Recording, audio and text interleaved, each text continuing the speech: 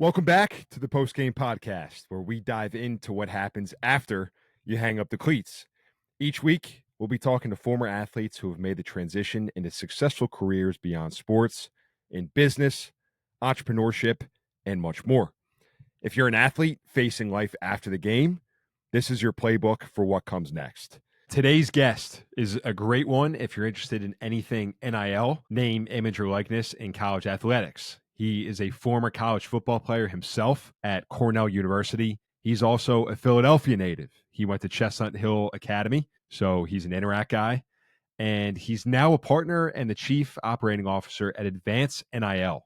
What Advance NIL does is they provide comprehensive resources, including online courses, virtual education sessions, as well as advisory services, helping athletes navigate the complexities of NIL opportunities. So super interesting stuff, something that I've been really curious about recently. His name is Rashad Campbell. So Rashad, I appreciate you, man, and thanks for coming on, just sharing your expertise here. We talk a little bit about why your network matters more than your school, which is somewhat ironic because he's a Cornell graduate. I'm a proud Seton Hall graduate. It's a great school, but they are not the same. We talked a little bit about private equity coming into college sports, as well as finance and athlete identity. He was once in the alternative investment space with FS Investments, and kind of how that translates directly to what he's doing now with athletes. We also discussed financial literacy for student athletes and a little bit of how to align your passion with your profession. One thing that I think is awesome that he brings up is that you'll never have more attention or access to both busy and successful professionals than when you are a college athlete. So just to take advantage of that while you still can. So again, Rashad, thanks, man. I'm excited for people out there to check this out, listen to it. So hope you enjoy it. Here's the conversation with Rashad Campbell. All right, man. Awesome. Rashad Campbell, thanks for joining me, man. We're just talking a little bit beforehand on just July 1st, 2025 is like a historic day in college athletics, and you're kind of right in the middle of it. So just looking forward to hearing from you, man, and hearing your story a little bit as well. This will be great. Yeah, and I think July 1st has been the day, right? 4 years ago, July 1st is when NIL effectively started, and here we are 4 years later, and it's ballooned into what is revenue share and the fact that, direct NIL payments from school. And so it's a pivotal day. It's a pivotal time for athletes, and I think that so much is going on. It's impacting high school, impacting college landscape, obviously, but it's also impacting the pros, and so I'm excited to be here. Yeah, totally, man. Yeah. That's what I was joking with you before. Can we get this retroactive for when you were at Chestnut Hill? So yeah, you're in Philly right now, right? We're probably a couple miles away from each other here. I'm down in media, but you had a cool career. It seemed like. So Chestnut Hill, and then you went on to Cornell and played there as well. So yeah, what was maybe just like what is the Ivy League going to do these days? Like what's a Cornell going to do moving forward? That's interesting. I think it's always funny to me because when you think about the alumni of these schools, like obviously Texas, when you think of Texas, you think of oil money, right? But when you think of Ivy League institutions, you think of tech gurus, you think of the Stanfords of the world, the Harvards of the world, Cornell's, like you think of alumni that have a lot of money, but also maybe not as much of a I would say a passion for the sports, right? So football in Texas is like more important than your child, right? But in the Ivy League ranks, I think for the examples of, hey, we have alumni that could really make a difference if they open their pocketbooks, their purses, their wallets to make an investment in these sports. You could see that landscape change, but I don't think we're going to see it. I think, COVID was an indication of we prioritize the health and well-being of our athletes. We're not really out here trying to meet any revenue share agreements with media rights companies, things of that nature. So I think that Ivy League schools are going to be kind of where they always were, just in terms of not offering scholarships, getting quality athletes, but not the top tier athlete, right? And so on a relative basis, they'll be competitive, but I don't think that you'll see as many elite All-Americans sticking around, because I think we've seen it on the basketball side. I want to say it was a kid from Princeton. Recently, I don't know where he went, but he went somewhere. I think he might have went SEC. Like there's Florida. It might have been Florida potentially. Yeah. So they're making a decision. They're making business decisions, and I think ultimately your pedigree, if you're intelligent, and you have a pedigree of like, hey, I'm naturally always learning. I'm a person that is naturally curious. I don't think where you go matters as much as that network of folks that want to support you, right? That network of folks, those alumni network, that's super important. But a person that's a learner of life, I think has a much better, or at least from my experience, you have a lot more opportunity because you are ambitious, because you are a person that wants to continue to learn, continue to improve. So I think we'll see people kind of make that business decision more consistently. Yeah, So that's yeah. it's what's going to happen, you know? Yeah, right. Yeah. Yeah, because it's like if you're going to an Ivy League school, obviously you're ambitious, but um, not everybody really has that opportunity. Yeah, because it's like at the end of the day, whether I went to Seton Hall, Cornell, like we're on this call right now, you probably had other doors open for you because of Cornell, but it's all kind Yeah. of what you make of it at the end of the day, anyway. So yeah, Yeah. that'll be interesting to see. And so your story, because you started out kind of in the investment world, right? Like alternative investments.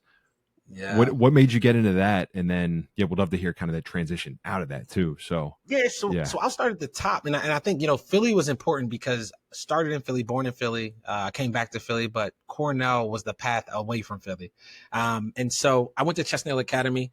Head coach at the time, who's still the head coach there now, was Rick Knox, and he went to UPenn. So I was kind of like geared towards going to UPenn, and there was a joke back in the day, like if you went to UPenn, it wasn't even a joke. If you went to UPenn and stayed for 4 years, you automatically got a national championship. That's how successful they were under Al Bagnoli and the old regime. And so I was considering it, but it was 15 minutes away. My parents lived in Cheltenham. And so I didn't want to go to school that close. So I ended up going up to Cornell, played football, obviously, but also studied applied economics and management. And so for me, I knew that business was going to be core to who I was. I just didn't know what industry, right? I didn't know whether it was going to be construction, if it was going to be technology, if it was going to be sports. And so I just wanted to learn about the world of business. And so that's why I chose that degree. And my specializations were entrepreneurship and branding. And so I just knew that, hey, this is something that's important to me. I started a business when I was on campus. And so it really gave me insight into, okay, this is what the world of business is about. And then I got exposed to finance kind of like indirectly. So I got into that 6 months after graduating because I wanted to go pro. So for 6 months after graduating, I tried out, wanted to be in the NFL or the CFL. And then it ended up being a situation where I started working at FS Investments. It used to be called Franklin Square at the time. It was in the Cirrus Center. Now it's at the Navy Yard. And I was about employee 100. It's a great company culture. They're actually one of the first corporations to hire Exos, who is prominently known as the combine training entity for all of the pro athletes, a lot of football players. They have them in-house as their training staff, their meal staff. So meals. And so that human performance and kind of like employee first centric mindset, I love that because coming from college, I was used to having these resources and things available. So got into the world of private debt and equity and really was learning a lot about the space, what financial advisors told their clients, what they didn't tell their clients, things they should have told their clients. And that gave me some passion for investing, learning about financial matters, but it wasn't something that I would say overly passionate about in terms of raising money for a fund, right? That's what functionally what I was doing. I was in the alternative investment space, but I was on the sales side. I was learning, I was pitching to financial advisors, their clients, so on and so forth. But I still wanted to be connected back into that sports world and that sports ecosystem. And so I took a journey to get back, but that 5 years at FS was a huge value add to me and my journey because it's the things we talk about today. I was talking about private equity this past weekend at HBCU Elite down in Atlanta. It was an event that I was a part of. And so I tap into those resources of, getting my Series 7, Series 63, and I appreciate those tough times, but, they come up few and far between, but it's a very important component of what we do today at Advance. So I'm excited that I had that journey and it was a large proponent to like put me in a position I am today.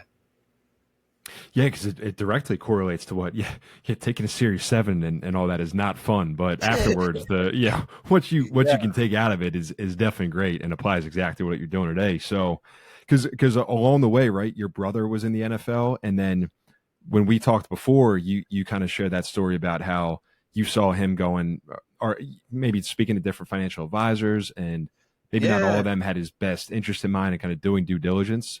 And then along the Yeah. way, you're probably seeing that yourself. You could probably give them your own advice, but how did that tie into the story there? It's so funny. So my brother, I got to FS around, I want to say 2012, stayed there till 2017. My brother got drafted in 2015.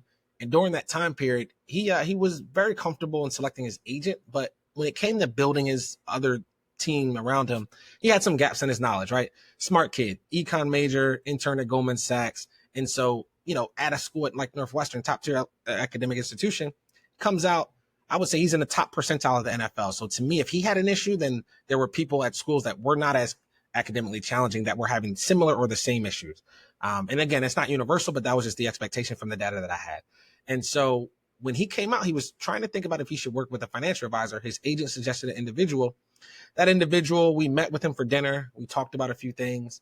And it just didn't work out for my brother. He wasn't a fan. The conversation didn't go that far. And he actually went 2 years without a financial advisor. But what we noticed was that financial advisor, immediately after that meeting, it turns out he was a person that I worked with directly. And so I was reaching out to them again, just because they had done some funds with us from fund sales. And I was calling them to give them updates on their clients' funds. And he never answered the phone.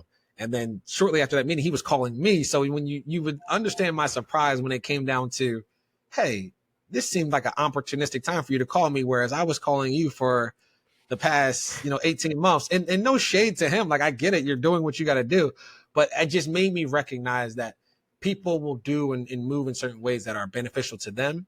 And my brother was a person that he was a saver. So he was good at, hey, I can set this money aside. I'll max out my retirement. But when it came to that next step of, hey, I don't want to just pick a person haphazardly. I want to pick a person that's right for me. He waited 2 years, and then he actually sat down with 6 financial advisors and myself and Courtney, my business partner. We went through each meeting with him. And by meetings 4, 5, and 6, my younger brother was running the conversations. We didn't have to ask these questions that tried to better understand their qualitative approach or their quantitative approach. We wanted to basically empower him. And so by meeting 4, 5, and 6, he did just that. Okay. Yeah. It's funny how, when you're reaching out to him and then once he kind of needs something, that's a good life lesson. I feel like there. Yeah. Almost. Yeah. You gotta probably not the greatest way to go about things, but yeah. Yeah, man. So you mentioned your business partner too, Courtney, right? Her name's Courtney. Yeah. So that's what I was curious to hear as well, because you started your own company and then she was a client of yours. Is that kind of how that? So okay. It was a fitness company, it wasn't. Right? Yeah, so it was basically shortly after college, I started a fitness company, and she was on our advisory board. So she actually was a person that would come to work out, and I was always intrigued by outliers, right? So she was the person that would run. I'm going to exaggerate. Let's say she ran 4 miles to the workout. She would lead the workout, and then she would run 4 miles home. So to me, it was always, well, where did this person come from? They didn't drive up, but they led the workout. Like, well, what's going on? So I just walked up to her and approached her and asked her, hey, what do you do? What's going on? What makes you tick? Why are you running the workouts and leading them? Found out she was a financial advisor and found out what she did. And we had a lot of alignment, and I would have never I wouldn't be where I am in the same capacity today if I never just kind of took that step of one, asking her why she was leading the workouts and those things. And so she became a person that I would meet with monthly. She was on the advisory board of that business. And so I was just learning more about how we could optimize the business. I was learning about her experience working as a financial advisor, her experience working with athletes. And there was a lot of synergy. So after about 2 to 3 years of those meetings, it turned out to make sense for when I left corporate. Me and Courtney co-founded what was at the time Team Ultimus, and then what became Advance. And so it really was, again, a connection that I made through Chestnut Hill, running back coach. He is actually also the same person that introduced me to the person that got me the job at FS. And so that connection with Courtney just set me up for, hey, working with professional athletes, considering financial literacy as a priority, and also considering financial advisor due diligence.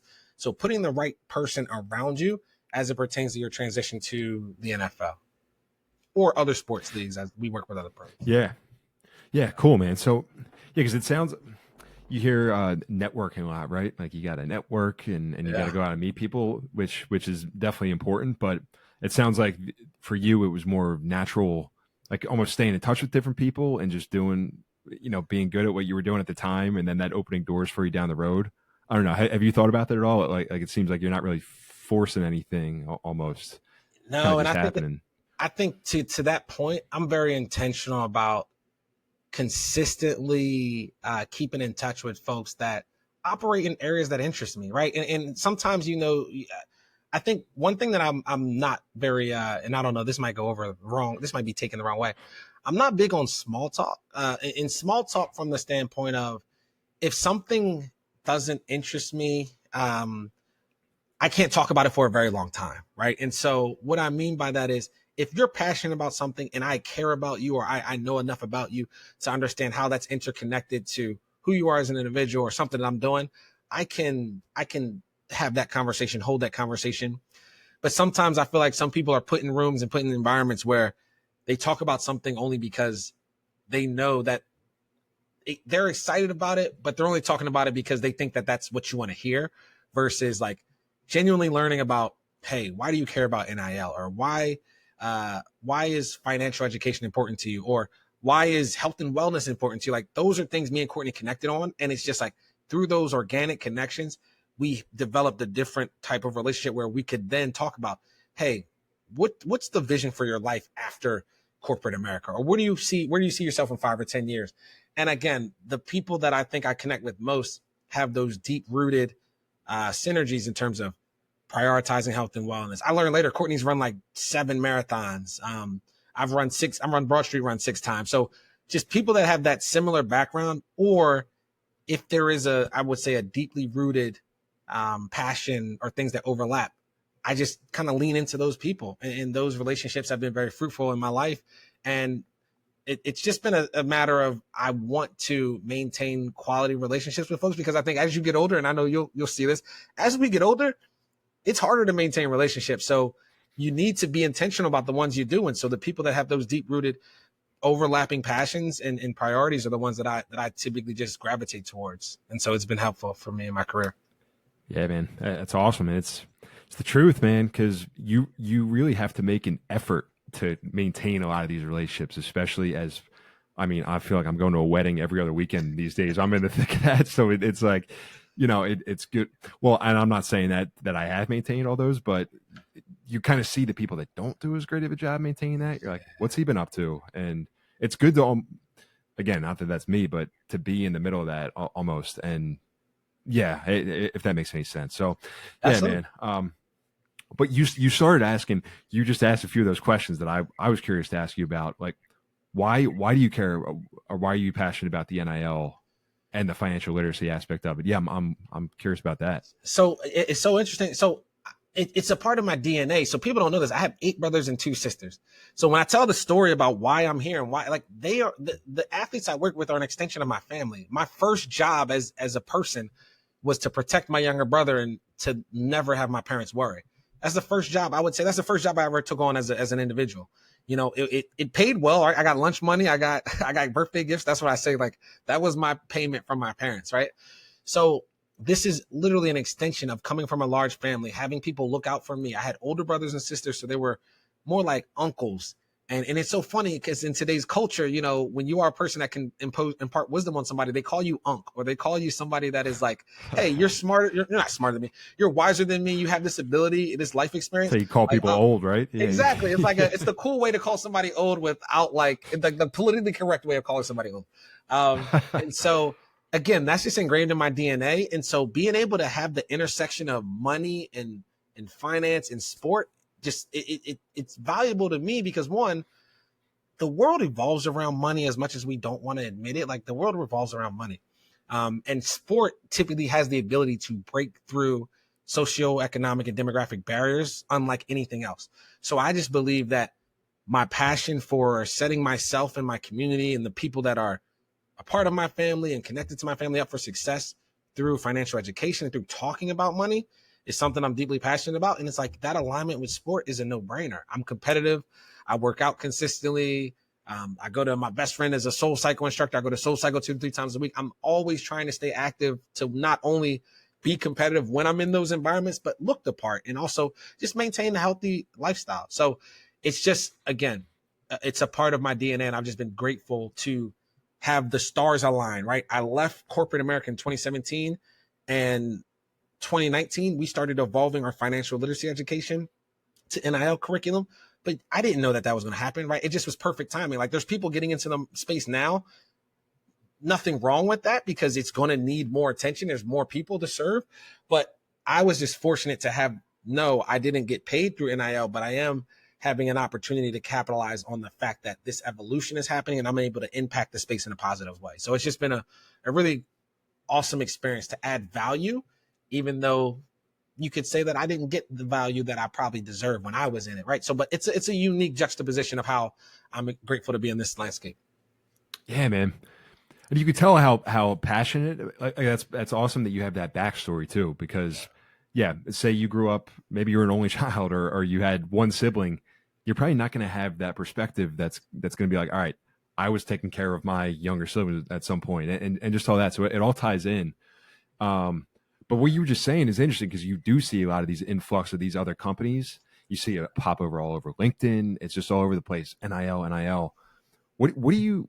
What's your opinion on that? Do you kind of see that and you're like, oh man, this guy's probably not in it for the right reasons, or, I'm just wondering because you got into it for the right reasons and you're passionate about helping people in the financial literacy, but what's that? Yeah, because it's going to be a moneymaker too, right? So no, absolutely. And I think one of the biggest things to take away from the House settlement is that, in the foreseeable future, I don't know the final number of schools that opted into the settlement that will pay up to that $20.5 million. But what you're going to see is roughly $2 billion is going to be paid out to current collegiate athletes annually, right? And so what does that mean? That means that there's going to be people, there's going to be service providers, there's going to be family members, there's going to be coaches, there's going to be staffers, there's going to be someone in this ecosystem that is going to benefit from that. And what I mean by benefit from that is they might get a raise because now they're recruiting kids, or it's harder to recruit a kid and to recruit and retain a kid. So some coaches might be getting paid more. You're seeing positions pop up like GM positions as a result of, hey, we can recruit the best kids. Not only can we recruit them, we can retain them, we can scout talent, so on and so forth. So the ecosystem is being propped up. $2 billion is like that minimum threshold when you think about the entire collegiate landscape. But that also means that people are going to come in, they're going to manage assets, they're going to propose business ideas, they're going to sell cars, sell consumer goods, the things that we all know everyone loves and everyone will kind of purchase. So for me, our company is unbiased and independent. And what that means is we sell education, right? So when you sell education, I actually don't care what you do with the education I sell you. I want to empower you. And what that means, not to say I don't care. I know that sounds like a little bit of a statement that is like very dismissive, but what it means is that I'm not opposed to you working with Goldman Sachs, Morgan Stanley, Chase, whoever is the best suited company for you. I don't want you to think that you need to shop at Macy's, Bloomingdale's, or Target. You can shop, you can do with your money whatever you want.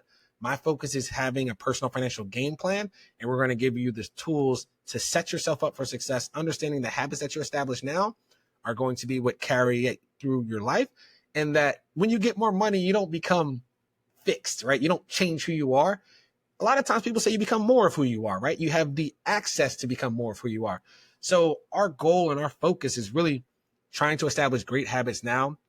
And the biggest thing for me is for the new people coming into the landscape is, are you coming into it for the right reasons, right? And the right reasons may differ from person to person, but I want to just say prioritizing the athlete, prioritizing some pain point or gap within the ecosystem. So I know the pain point and gap that I feel and that our team feels on a consistent basis because we're continuing to do it. We're getting called back to schools to do it. But I would ask that question to the people that you say are popping up. Like, what pain point are you feeling? And, are you doing it in a way that is not only that is other or athlete centered? Because I think that's a huge part of what we do. And I can talk about this a little bit. One thing that we've done since 2017, but the platform is readily available now, is we've created a platform to vet NIL third parties and companies because there are so many coming to the landscape, to the ecosystem. So what that means is it's a software that we basically submit a report. You submit an application. It generates a report about a person's, whether they pass or fail. And that pass or fail is going to be due to the due diligence assessment that we're taking of them. So are they a sex offender? Do they have fraudulent backgrounds? Have they recently been bankrupt? Have they had any type of customer complaint as it pertains to some type of financial relationship or financial crime? Is this person have negative news if they have a certain number of open corporates, are they able to functionally do their role? Are they able to be your agent, your representation, whatever that actual role is? So it goes through a list of criteria to, again, allow people to have more confidence with the people they're interacting with because of that kind of first layer of due diligence. So I said a lot. Hopefully I got to the answer, but I just wanted to give you the background of how I feel about this space. I welcome more people to the space because I recognize, people are going to follow the money. It's like the gold rush, right? That's not a foreign concept, but just doing it the right way and also making sure that you're filling a pain point, a gap, or, making sure that you're other centered as you kind of navigate the space. Yeah, definitely. Because you keep hearing like the thing about private equity coming into college sports, and you could probably speak directly to that, especially with your background. But like it's probably going to be an alternative asset class in itself at some point, right? Like you'll probably be able to invest in Alabama football. I mean, outside of supporting them and buying tickets and being a booster, that type of thing. But like, does that make sense? I think it does. I think the hardest thing to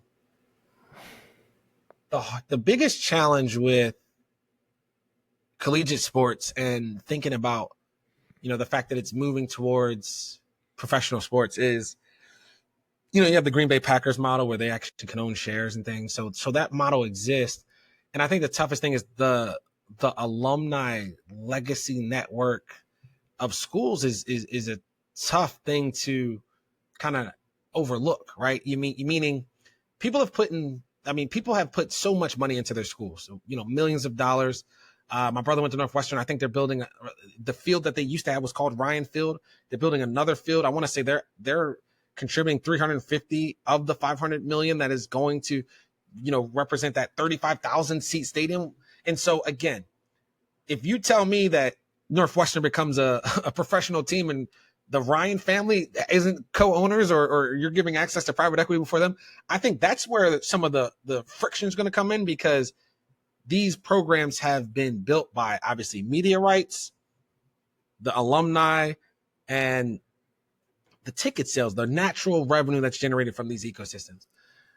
But I think like most things, private equity, they have their targets, they have their minimums, they have their very specific growth plans. And so it creates a unique environment, because I think one of the things about the NFL that we don't talk about or don't see is they're not recruiting, right?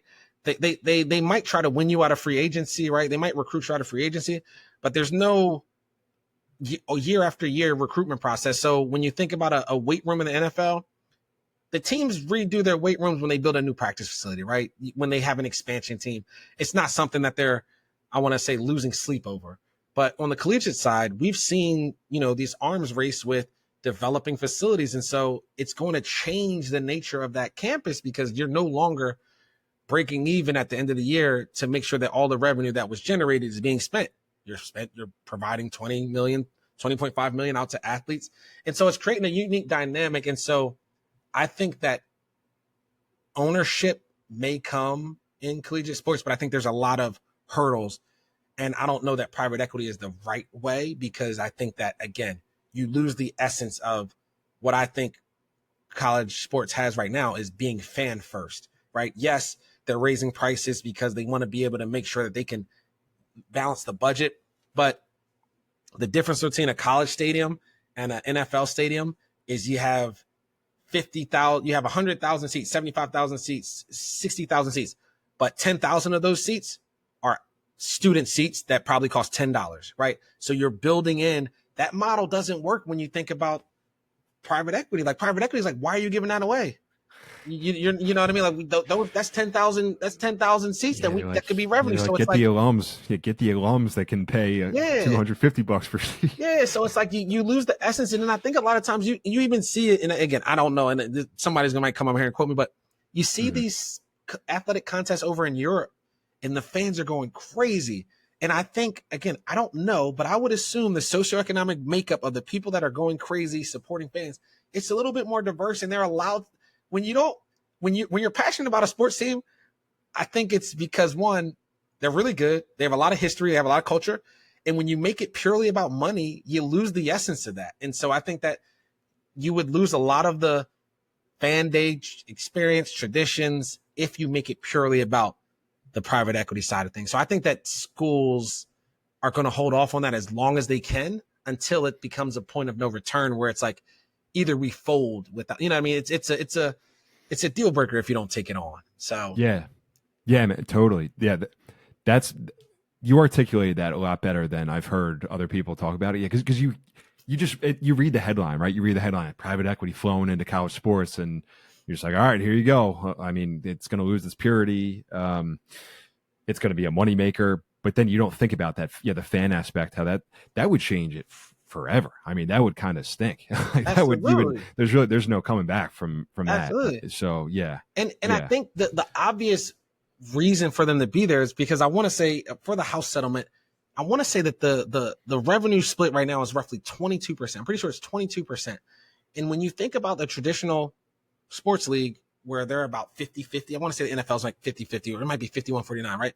That leaves 30%, like that's 28% growth built in without any efficiencies, right? So if you can come in and make it more efficient, if you can come in and optimize the systems, there's growth that you can have. And then there's growth of just, hey, if we get a collective bargaining agreement that is 40-60, like you're already that's 18% upside. Like, so in terms of, I get why they're there, I get why it's attractive.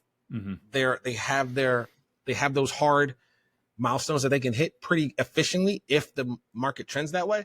But I don't think I think the first school to take it on, because I think you probably you saw UCLA and Penn State, they were quoted to be a part of Elevate's private equity, but they work with Elevate in a different capacity. And so the ADs at those schools quickly came out and said, no, we're actually not taking that on, or we're not taking on funding. But I think the schools that do lean into that, I would monitor them very closely. And I know this is off topic, but I was talking to somebody recently about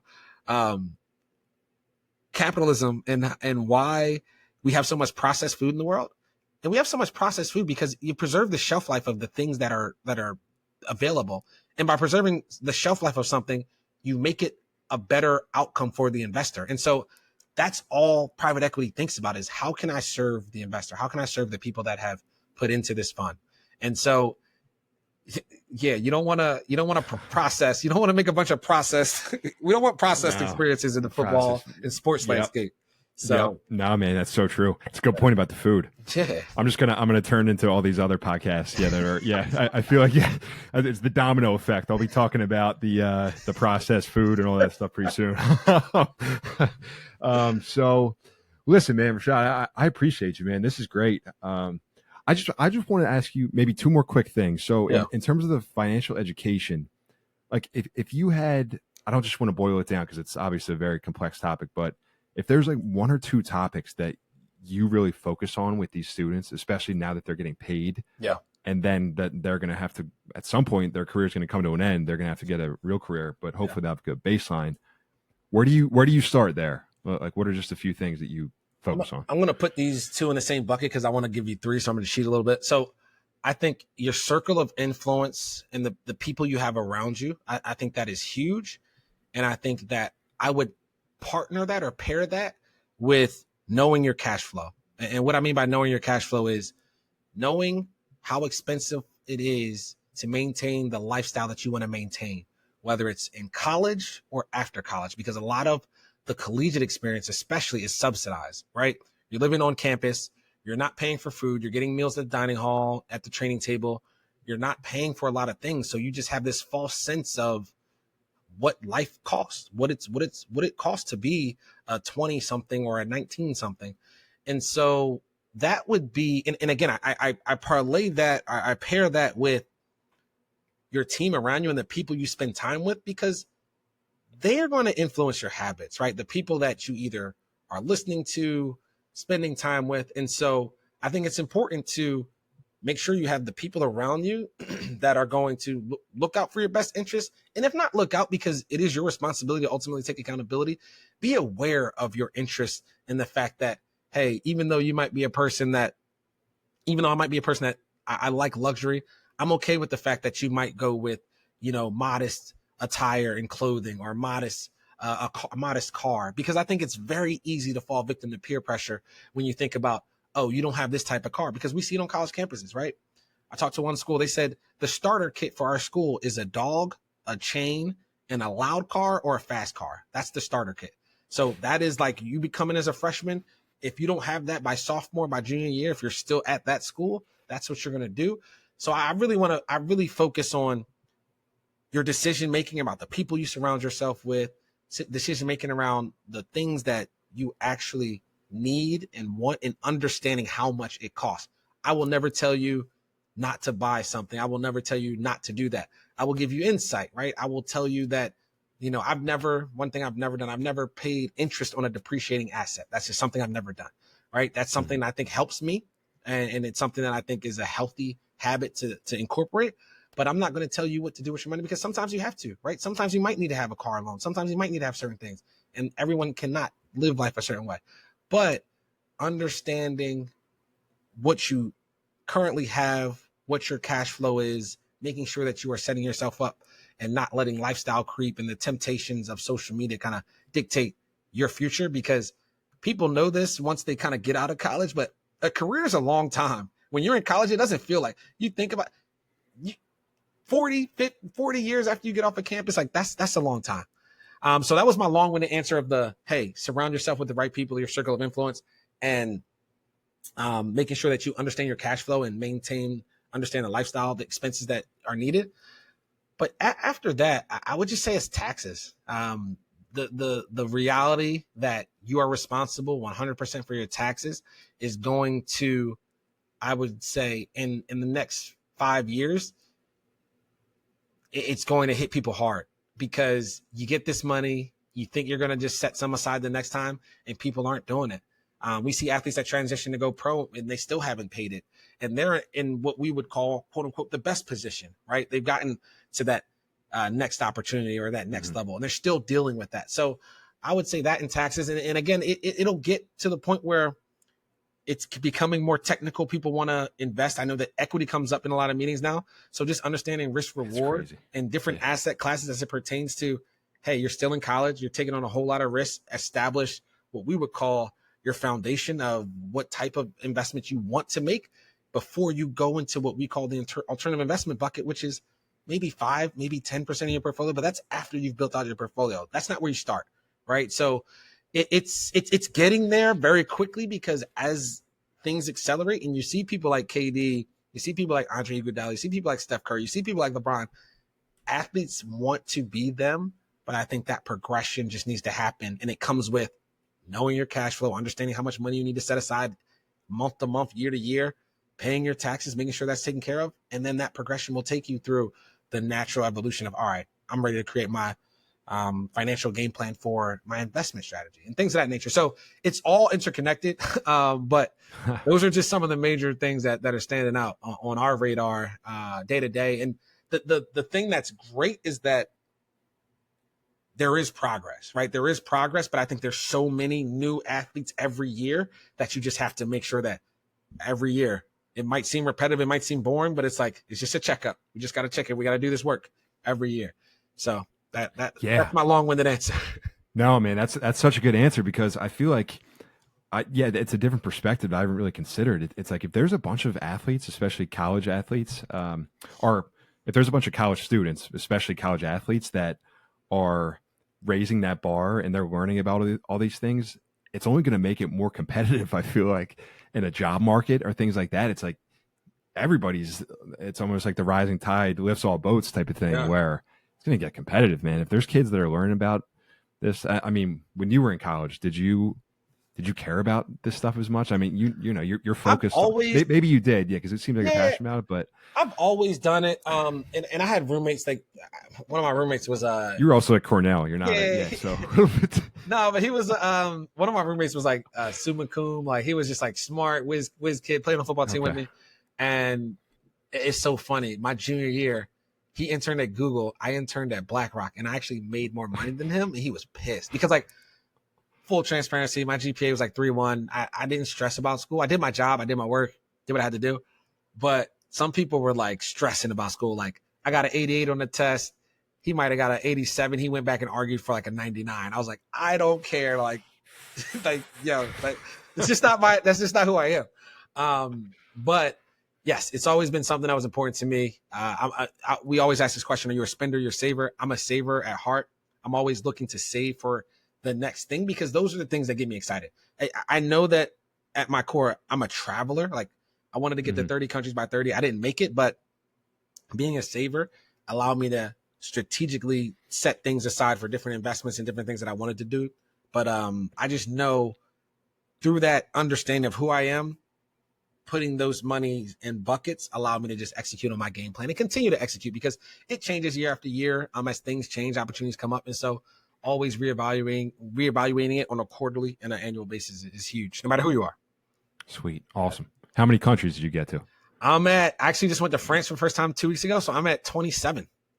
Okay. Yeah. So I got to 25 and I've gone back to countries I've been to, but I've only been to like 2 new ones since COVID, as exciting and boring as that sounds. So, gotcha. Yeah. Cool, man. Awesome. Yeah. All right. Well, listen, real quick, because I know we'll wrap this up, but that, because kind of the reason why I started this was talking about more of that transition out of sports. So like you're kind of in the thick of it, NIL.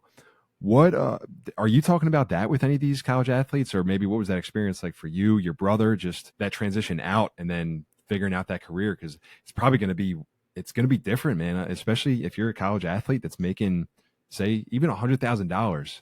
You're going to have different expectations going into a job market that might pay you half that. So, and no, you hit it right on the head. And so what we've been doing lately is we've been going into sessions and we show them the reverse earnings curve because while it applies to pro athletes, it now applies to collegiate athletes, right?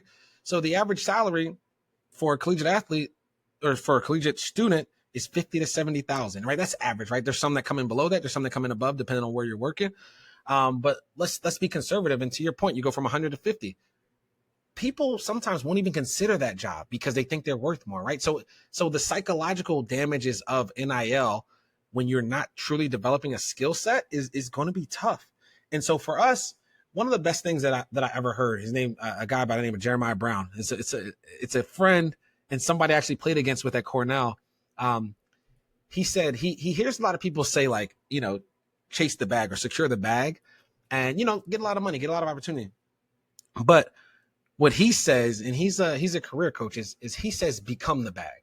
And what he means by that is take the information, the passion, the knowledge and information that you have or that you seek to learn and exhaust your collegiate experience. You're on a college campus. There is no other place in this world outside of maybe a large corporation that is very, what I would call connected.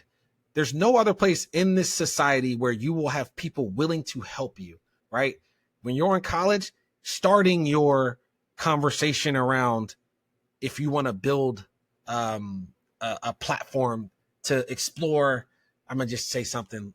If you want to be a veterinarian, if you want to, anything that you're passionate about, start that conversation, start putting out those testers and feelers, building your following on different social media platforms, but doing it in a way that is related to what you're comfortable with, but also being comfortable, being vulnerable, because once you leave your campus, the doors are going to slowly close. There's always going to be an extension, right? They look for alumni. There's a sense of what I would call a fraternity or sorority within your sports world, but it's not the same. So when he says become the bag, he's really teaching athletes to leverage their athletic ability, success, community to lean into the things that they are passionate about now so that when they do transition, they can take that with them. Because if all you're doing is getting paid for what you do on the field, that transition is going to be 10 times harder. And so I think it's one of the most beautiful things of really digging into who you are outside of your sport. And it's hard, right? Because it might feel like, hey, are you telling me to have a plan B? Are you telling me to think about something other than sport so I don't reach my ultimate goal? And the reality is no, because what I think happens is self-actualization is becoming more and more attainable when you are a more holistic individual, right? Being what I would call narrow-minded and only doing one thing leads to you seeking kind of more so seeking comfort in other areas because we're not, what is the word I'm looking for? We're not like, I want to say a monolith. I don't know if that's the word, but we're not all just one thing does not satisfy all of us. We all have these multiple things or curiosity. So just the encouragement to be sure to lean into the things that you are passionate about off the field without the fear or concern that you're doing something wrong because you've extended yourself outside of your sport. So that's just one thing that I would say, is because I think that's what NIL ultimately does. It gives you the ability to tap into things that you otherwise wouldn't have and potentially be compensated for them. So that's what I would say is what we try to encourage athletes to do, because that's what they can take with them. They may or may not be able to play football, for the next 3, 4, 5 years.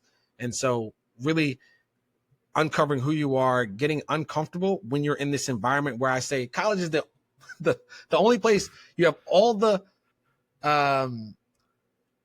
access and privileges of an adult without any of the responsibility, right? You have all the privileges, access without the real responsibility on a day to day. And so why not explore every aspect of that experience? Man, that I hate the sound clip thing, but I'm gonna have to sound clip that in, because that's the best advice. It's like, even that I had Blake Lawrence on here from Open Doors, and he said the same thing. He said that Will Compton says when you're in college, or maybe when you're an athlete, he's like, people think you're better looking, you're funnier. Yeah. So it's like, hey, a lot of people aren't going to go pro, but when you're in college, people want to help you. Yeah. And then a decade later, college will probably be asking you for money. So yeah, it gets reversed a little bit. But man, it's that's a good, journey. really good advice, man. Yeah, that's for really sure. good advice. So, all right, Rashad. Well, thanks, man. Just maybe if people are curious about you and where to find you, just a quick shout out to your stuff. Yeah. So the business page is advancenil.com for all things NIL education, advancenil.com. For the tech platform I mentioned, the NIL vetted directory of third parties, that's ansbc.com. So athletensbc.com. So National Sports Business Clearinghouse. And then my personal pages are Rashad Campbell SC, at Rashad Campbell SC, or Rashad Campbell on LinkedIn. So I appreciate the conversation, Joe. I'm grateful to have it. I know it's been a long time coming, but I think it's a good conversation that needs to keep happening, because again, something's going to be different by September 1. I mean, things are going to change, Yeah, no, totally, man. Well, so, I just really appreciate your time, and this is awesome. So, of course, I'll see you at the Broad Street Run next year too. We run that one too. So that's a good one. Definitely, Broad Street's got me. Broad Street is it's my thing every year. It's a good one. Got to test the lungs and the calf muscles. There you go. So, all right, man. Awesome. Thanks again.